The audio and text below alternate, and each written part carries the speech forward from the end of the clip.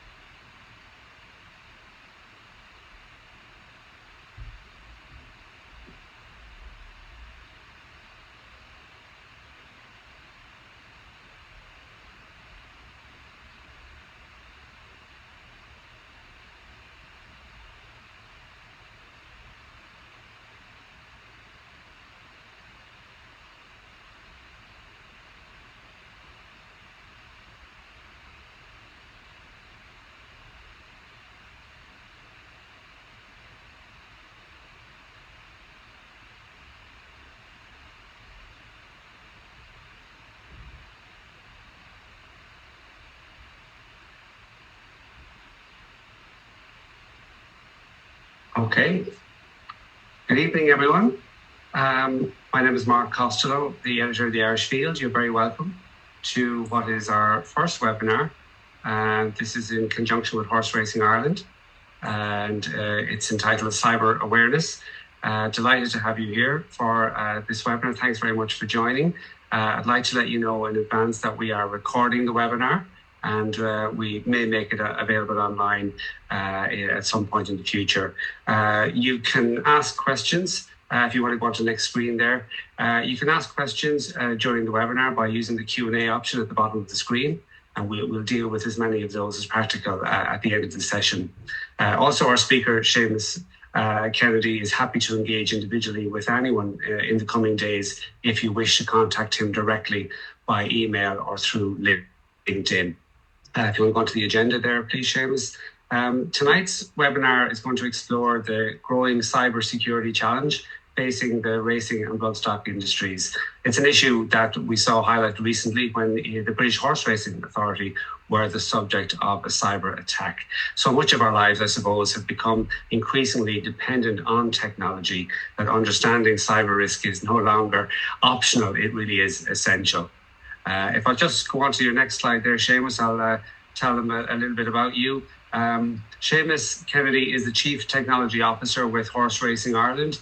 He's relatively new to the industry. Seamus is in the job, I believe, about less than a year, but he has made a big impression in that time. I know he's very highly regarded in HRI.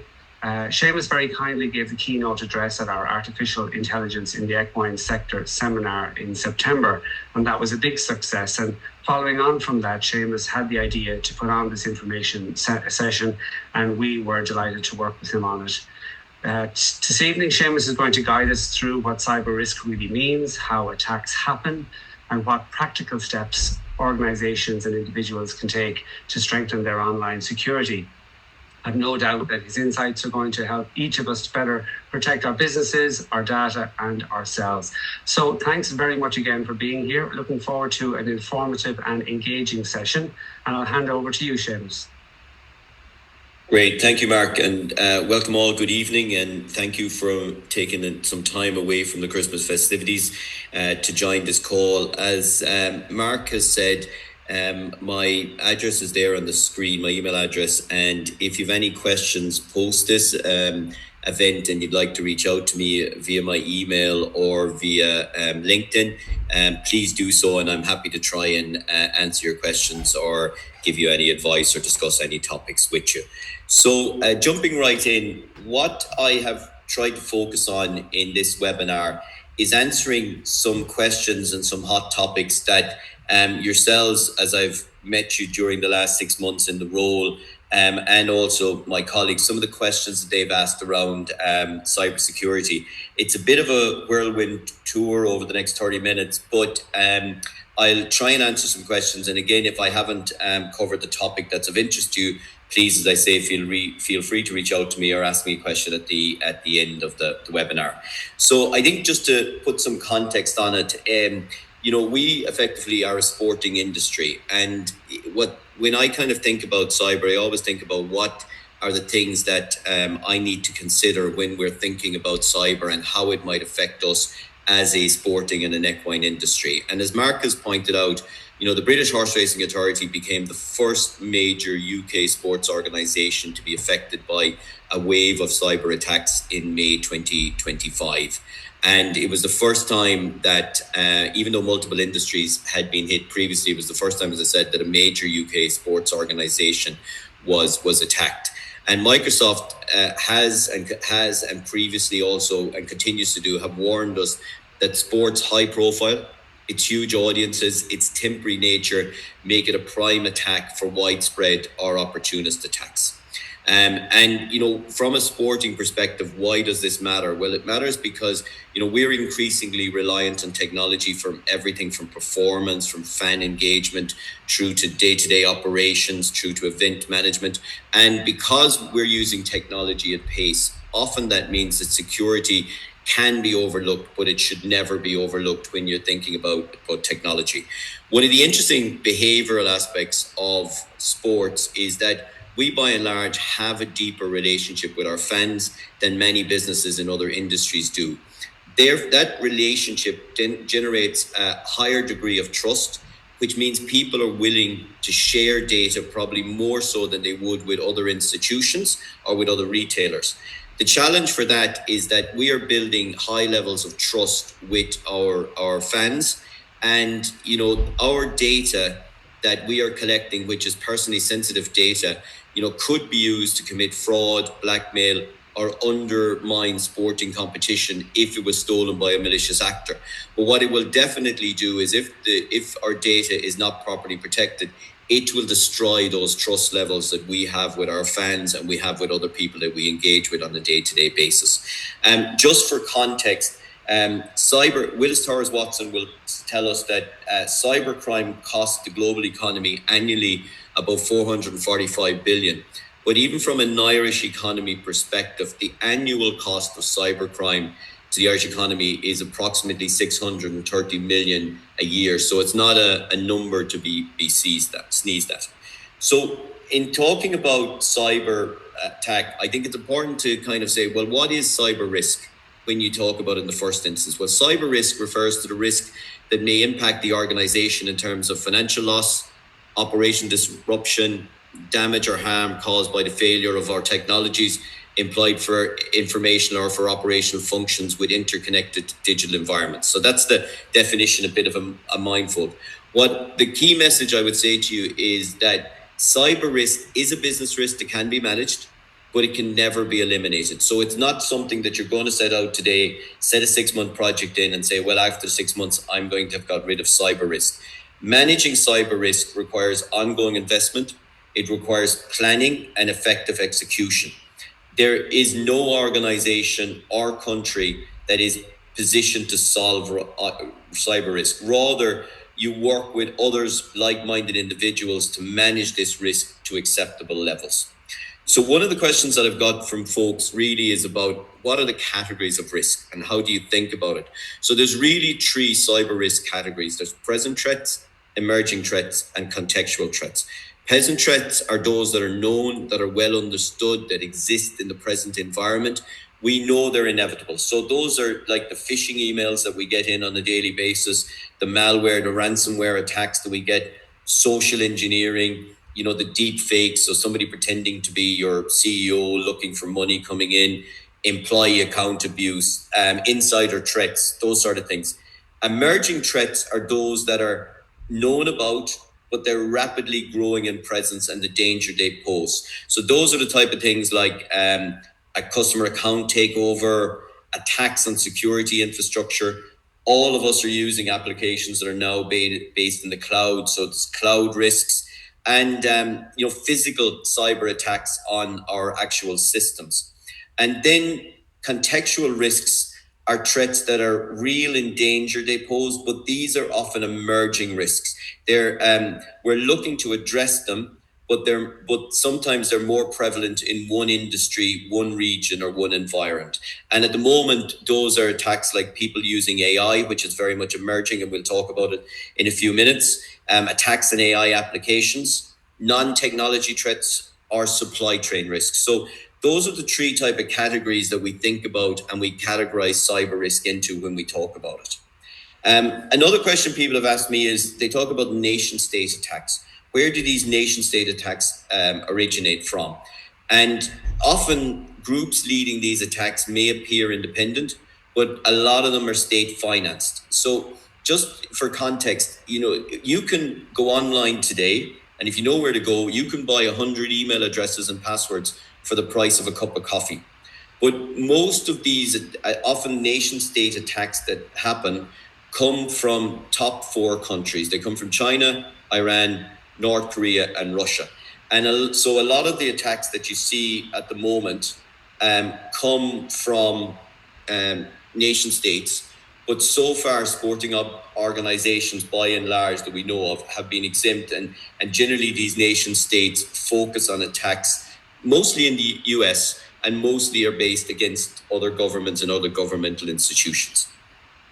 The frequency of impact of cyber attacks. So the last good statistics that exist in this are statistics around from 2023.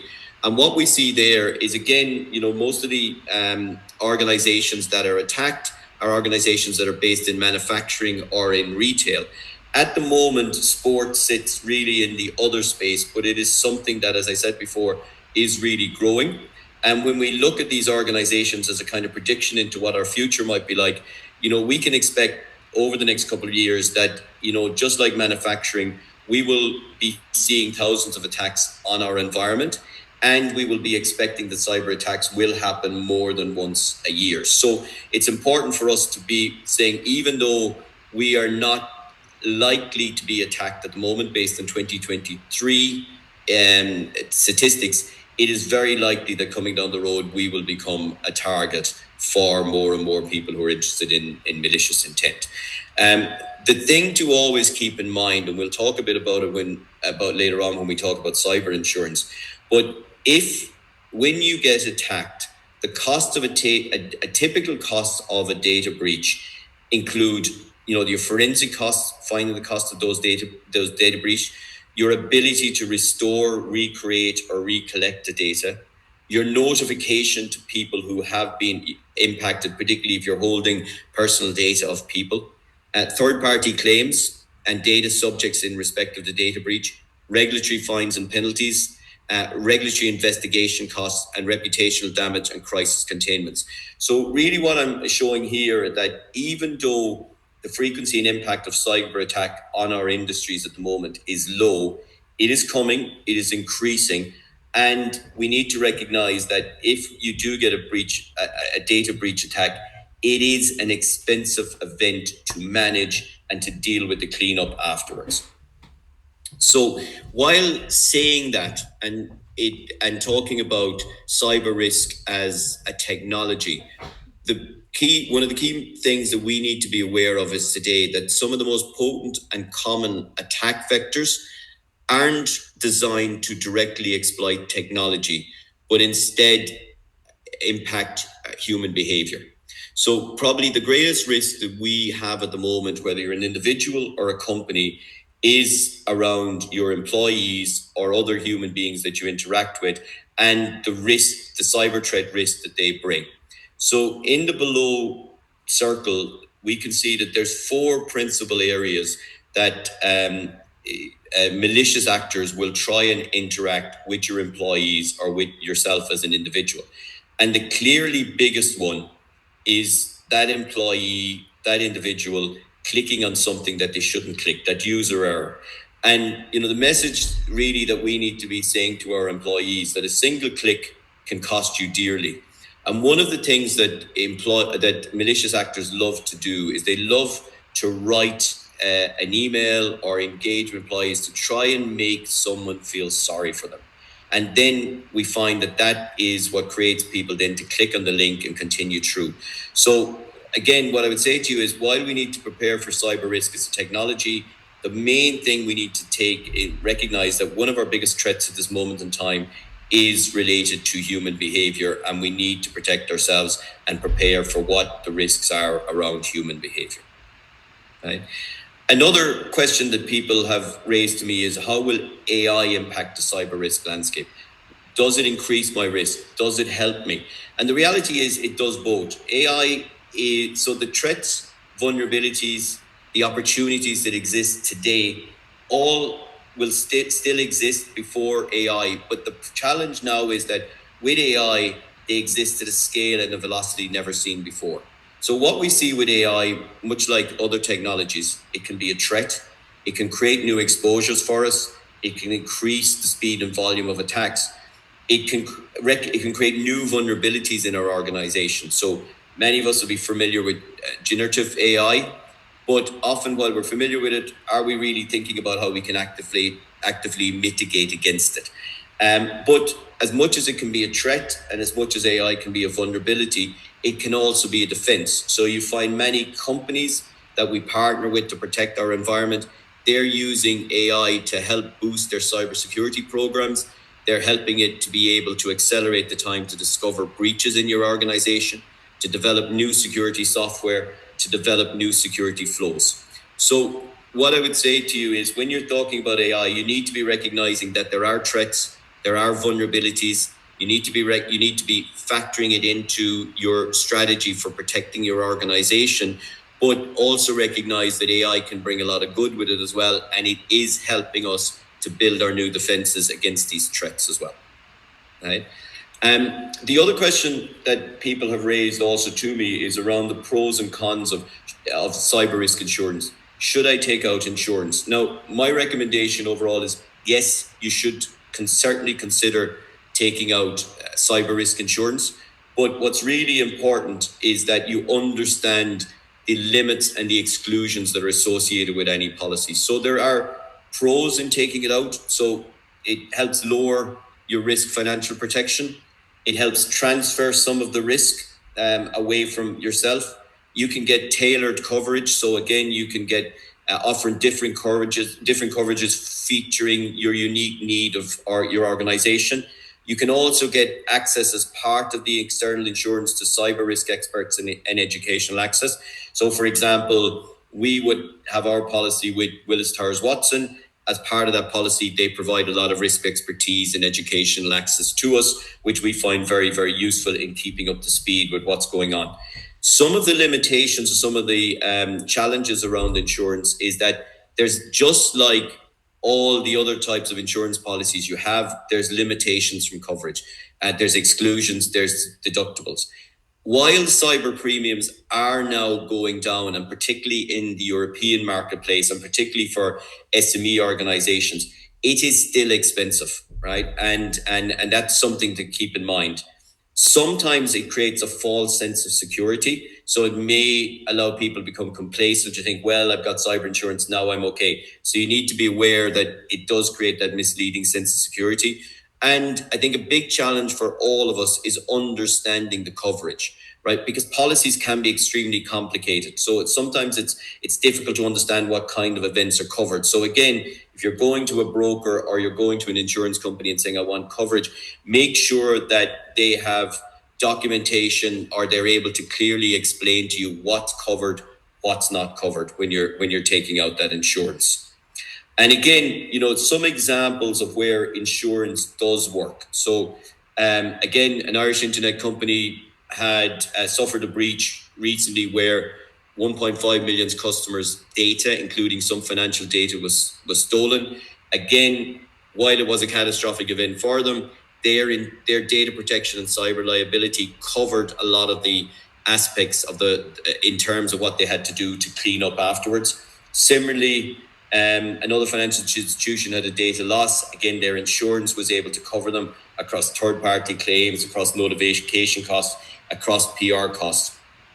Most companies have struggled with stolen laptops. Again, having the right insurance policy in place means that your third-party claims, your data administration fines, investment costs were all covered by your insurance policy. And finally, again, cyber theft of data, again, that was covered by the insurance policy. So again, these are the type of events that can happen on a day-to-day basis. And again, when you're taking out cyber insurance, it's important to make sure that you have the right type of policy that would cover you for events like this and cover you for the cleanup as well for that. So again, the type of coverages that you can have, they cover data breach, they cover business interruption, as I cover data recovery. Some companies offer expanded cyber insurance policies. Again, I would recommend that you look at this because there may be things around invoice manipulation, system failure that you want to add, voluntary shutdown that you want to add to your coverage, right? But I suppose the main thing to think about is that, there are things that are not covered. So reputational risk is not covered. Sometimes attacks from nation states are not covered. Sometimes IP theft is not covered. Employee theft is not covered, or human error or negligence is not covered. So think about your policy, think about whether you need expanded cyber insurance policy, but also very much think about what's not covered in it. And the type of things that will influence the cost of your cyber insurance policy is how sensitive your data is, how well you've got that data classified, where you're storing that data, the industry you work in. So again, healthcare and IT companies often cost the most, and then have your previous claims. That would be a fact in it. The other thing to realize as well is there still are a lot of companies who look at cyber insurance and say, actually, we think the policies are too limited for ourselves, and they opt for more self-insurance, where they focus more on building a robust internal environment to be able to protect themselves. And a lot of times they do it because cyber attacks can be unpredictable. Maybe they're not fully mature enough internally, they feel, to be able to take on cyber insurance. Maybe they feel there's other reasons. So you will find that some companies you look at or talk to don't take out insurance. But overall, my recommendation is that you would speak with a broker, you would speak with an insurance agency, and you would look to have coverage in the cyber insurance space for your organization.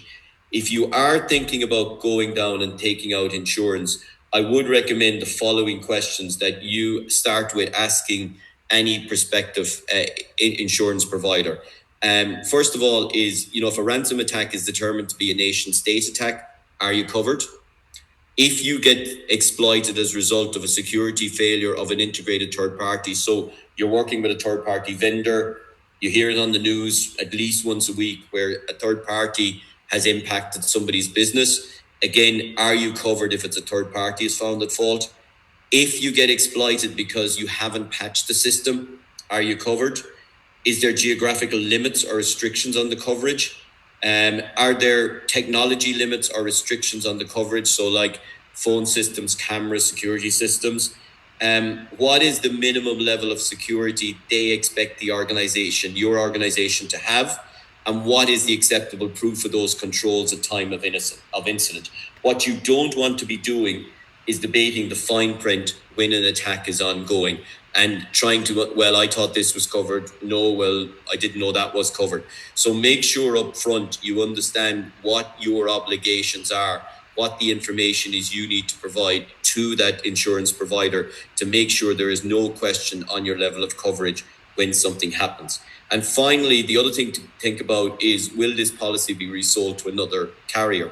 If it is, if that's an option, does that affect the definitions and exclusions that you agreed on with your original carrier while your policy is live? So again, some of the questions that you should be asking your insurance provider, which I think will help you get a policy that is, will work for you when you have an event. Then I think I'd like to, in my last couple of slides, maybe talk a bit about the approach we take in terms of, and the measures we take in terms of trying to protect ourselves.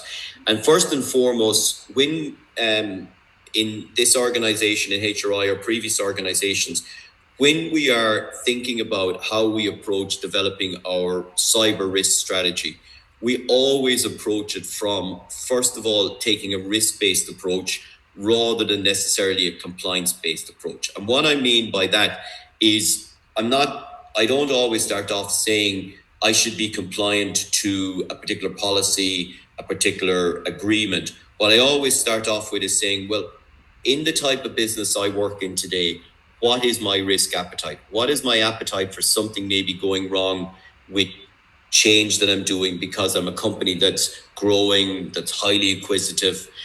What's my appetite for operational failure because I'm merging a couple of companies together?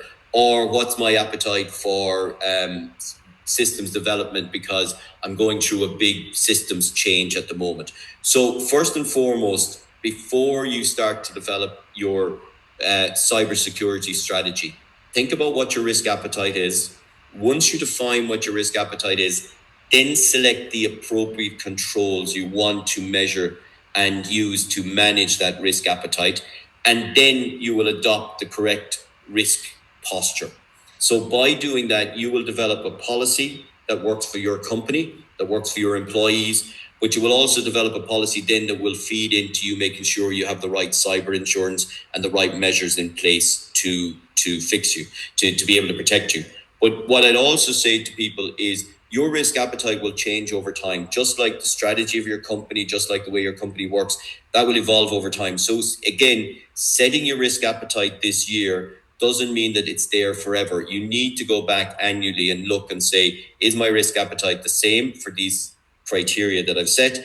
And if it hasn't, then if it's changed, look at your controls again, and then look at your posture and see if that posture is still correct.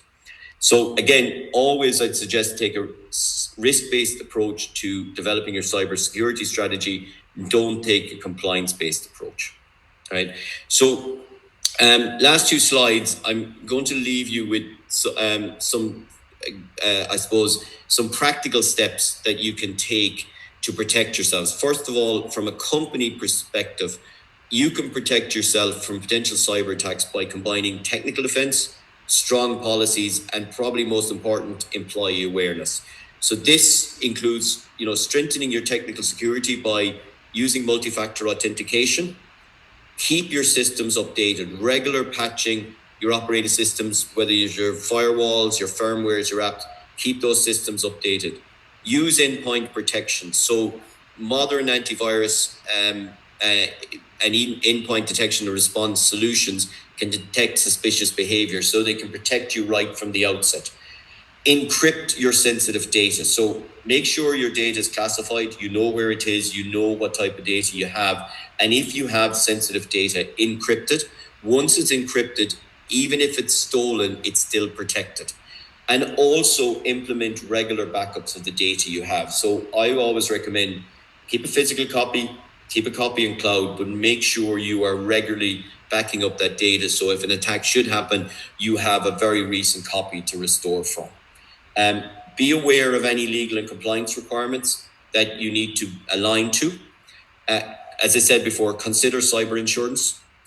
Train your employees. So as I've said, employees are the number one entry point for attacks. So make sure you have phishing awareness training that happens regularly. And when employees fail that phishing awareness training, you are following up with them with more training to make sure that they're getting trained and they're getting tested.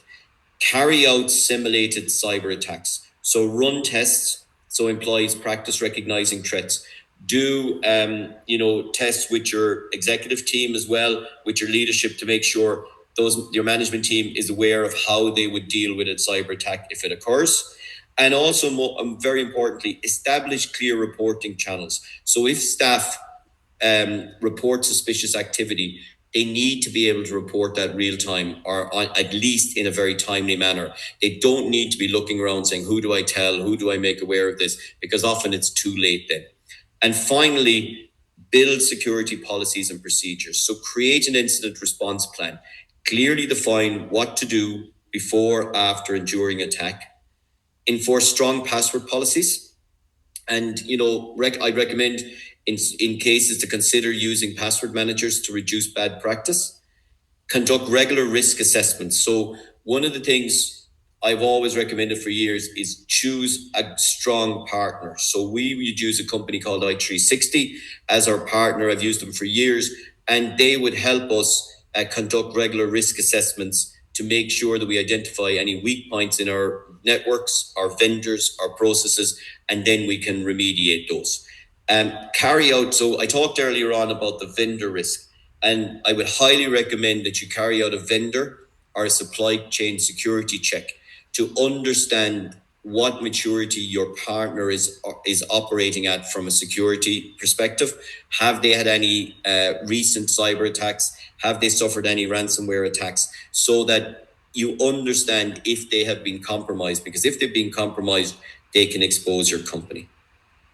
So from an individual perspective, it is important that as individuals, we become more cyber aware. It doesn't require having deep technology knowledge. What it does require is having a few smart habits. So it means strengthening your password habits. So on your own phones, on your own devices, use a password manager. Turn on multi-factor authentication for everywhere, right? It protects your accounts even if someone steals your password. Never reuse passwords. We're all guilty of reusing passwords. But the challenge is if one site leaks, all your accounts become vulnerable. Stay alert to phishing scams. Most cyber attacks, as we know, start with a deceptive email, a text, or a phone call. Watch for messages with urgent language. Your account will close. Suspicious links or attachments, unknown senders, spelling or grammar errors. Requests for personal or financial information. So, one of those things that happens to all of us is we get calls from our financial institutions. I always say to them, I'll call you back, because often you're in a car, you're driving, you're under pressure, and they call you and they want to talk to you and they're asking you for data. But there is a growing number of situations now where, as I've said earlier on, it's very easy to buy people's emails and addresses and information on the internet. And a lot of companies now are ringing up, being very authentic, giving you information that you think, only my bank can know. If you become suspicious, put the person on hold, ring your bank, say, look, I think I'm talking to the bank on the other line. Can you confirm that, right? Or don't give the person any information. Say, give me a number and I will call you back. But again, just stay alert. For some reason, coincidentally, these kind of things always happen when you're under a bit of pressure. So be alert, take your time, right? Keep all your devices updated. So just as I've said, for companies, it's very important we as individuals also keep our devices updated. Check your digital footprint. Again, be aware, of what you share on public media and limit it. Review your privacy settings regularly, and often search out your own name to see what's out there about you, right? Protect your devices. So use face or fingerprint. Install reputable antivirus or anti-malware tools, and enable in-voice decryption when available. Again, similar companies, back up your personal data. Monitor your financial accounts. So enable transaction alerts. So if you're making a payment on your bank, or you set up the alert so that you get notification that transactions have happened. Check your statements regularly. Very few of us check our statements anymore. Perhaps check your statements to make sure there's nothing nefarious in those statements. And also recognize that, the landscape that is cyber risk, cyber threats changes on a regular basis. So stay updated by, taking free online cybersecurity courses. There's great courses out there, and do those. You follow official guidance from reputable agencies. Read reputable tech security blogs so you understand what's going on. But probably the most important thing, and this is one thing that I say to people all the time, slow down and think. Sit in your hands. So when, as a child, I used to play a lot of chess, and I used to play competition chess. And the first rule you're taught in a competition, if you touch a piece, you have to move it. So sit in your hands, think about what you want to do. So what I think often the most powerful defense we have as individuals is just slow down, think, and take a moment before clicking, opening, or responding. So to sum up, some key takeaways. Cyber risk is a business risk that can be managed, but never eliminated. So it's something that you're going to have to think about and put a strategy in place on an ongoing basis. Becoming cyber aware doesn't require deep technical knowledge.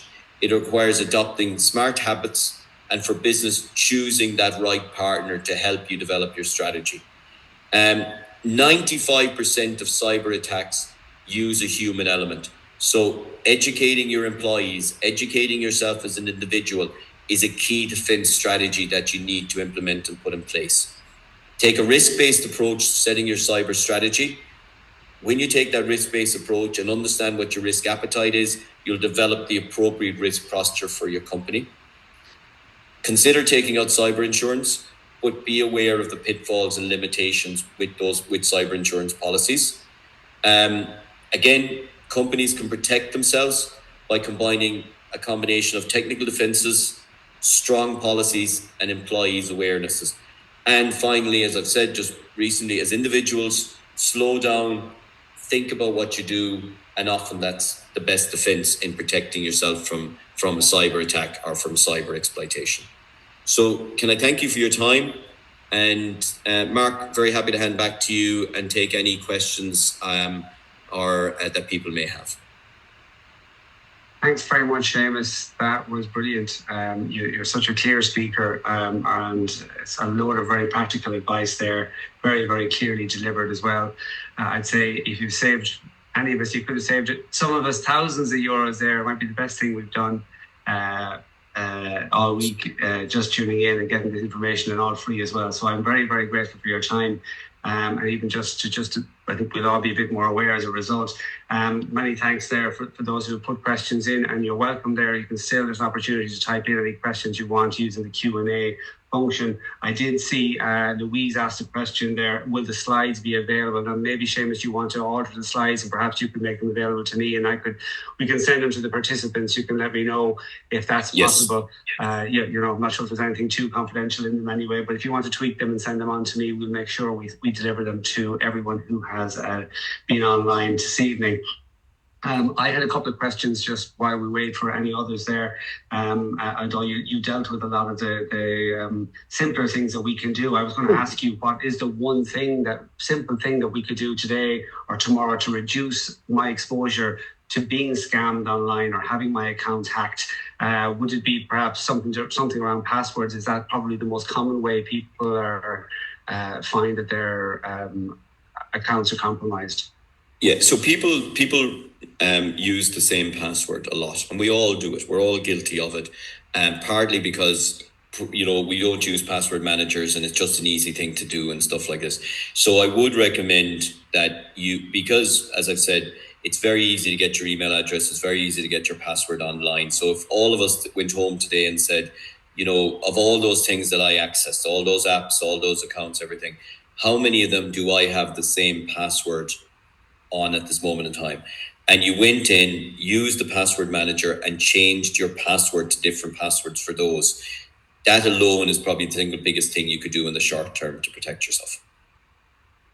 Very good. I mean, I got an email while you were speaking from DHL saying that your package has just been delivered for you. And it actually looks like it's from DHL.com. So I'm not sure it's the time of year when you would expect to get packages. And I'm just going to ignore it, actually. I could lose out on a nice bottle of wine there. But I mean, what do you do? I mean, I get a lot of them. I don't know about you, but I could get 20 of these a day.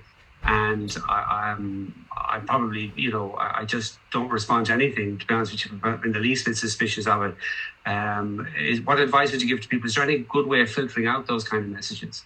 There really isn't, because a lot of what you get in is immediately recognizable, right? As I said, it's a warning. Your account is about to close. This is about to happen, stuff like this. I think it comes back down to that last comment that I made, is don't react to something when you're under pressure. Take your time, think about it, right? So if you take a bit of time at the end of the day and you say, I've got a couple of emails in here, I'm not sure if they're real or not, right? Because usually I'd say about 5%, maybe 10% of what you get in is ones that you might have to think twice about, right? And often you're right, you know, I see it with people that they just become over paranoid and you start to lose out on things. So I suggest that, you know, wait till you have a bit of time in your hands and then stop and look at that email and say, okay, is the address looking a bit dodgy? Does it look, you know, you'll know yourself, because most people now are good at picking out phishing emails or exploitive emails. And if you just take your time and look at it, you'll figure out whether it's real or not. You'll figure out whether, you know, because all of us have to manage a level of risk. So everything we open has a small risk to a very large risk of compromising us. So by taking your time and looking at it, you'll say, okay, actually the risk is pretty low here. This looks real. I'll click on this. I'll open it. But I won't do it under duress. So similarly, if you get a call from your bank and you're stuck in traffic in Dublin and you're driving and you're under stress, tell them you're calling back. But what we all do is say, oh, look, what can be the risk here? We'll go ahead and do it. And that's where the problems start. So just take your time.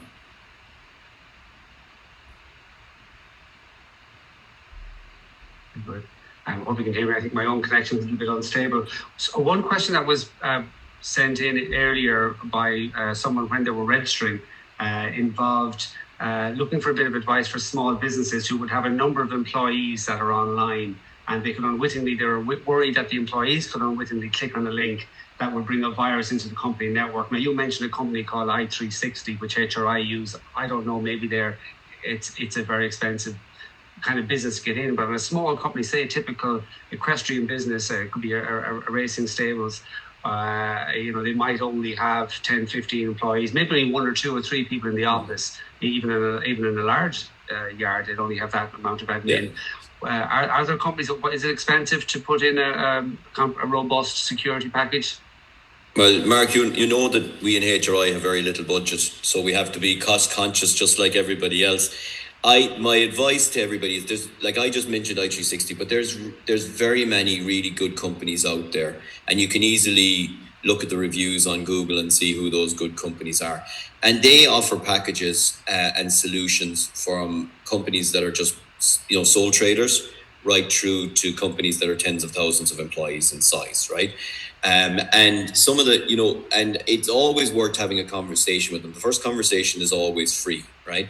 But I do think finding somebody, because again, you know, you're running your business, you're trying to grow your business, you're trying to generate revenue, and sometimes you just don't have the time to focus on this. So finding that right partner to help you build the right policy, and it can be done very cost effectively. But sometimes you got to think about what's the cost of not doing anything, right?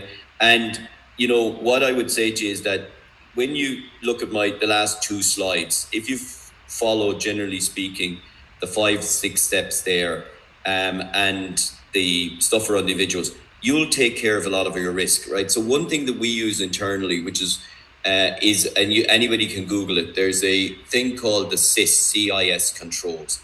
And there are 18 controls that you can have in place as an organization. But if you put the first 5 in place, I think it is, that will cover 80% of your risk.